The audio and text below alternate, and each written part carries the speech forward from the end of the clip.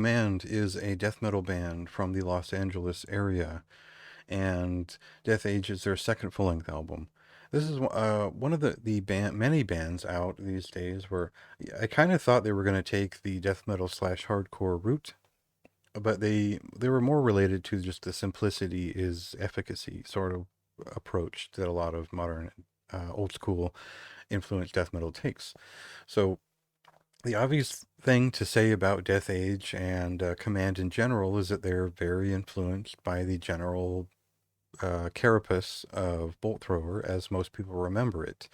And generally speaking, the 90s era of Bolt Thrower from probably Fourth Crusade through For Victory in general.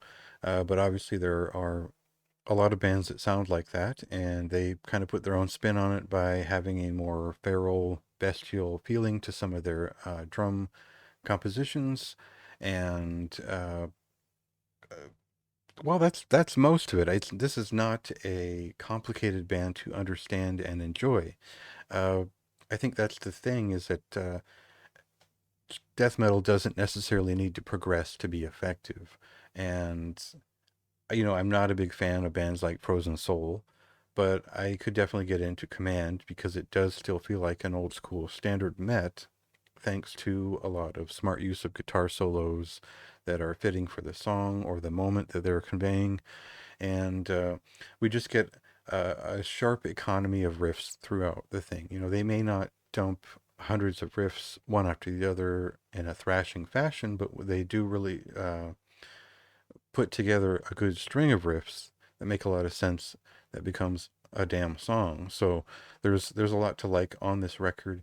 It's well, let's get into one of those songs and we'll go from there.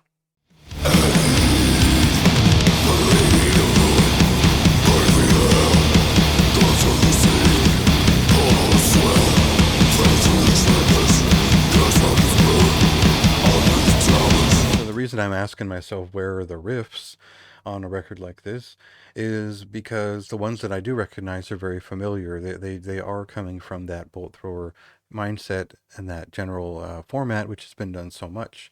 And it's not one to one; it's their own thing, and they do have their own approach to it. But it is very simple, and very simple needs to be close to perfect for this kind of record to fit on the shelf with all the other records that I have.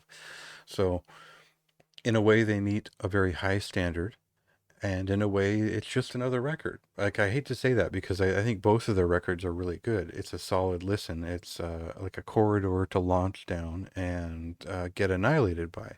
But how often do those records stick around on your shelf? And that's the question I'd ask myself is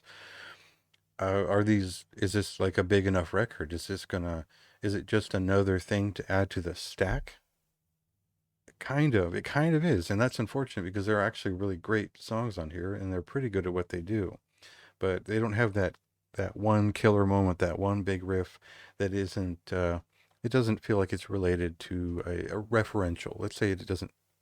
Most of the best riffs on here do feel referential, and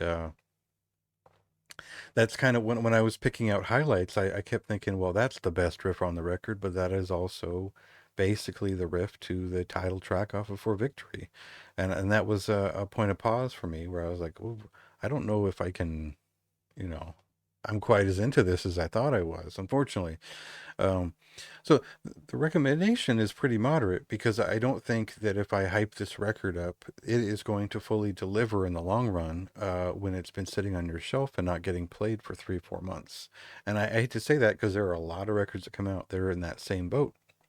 But this is a band that has the right sound. They have the sort of aesthetic in mind. They have everything together.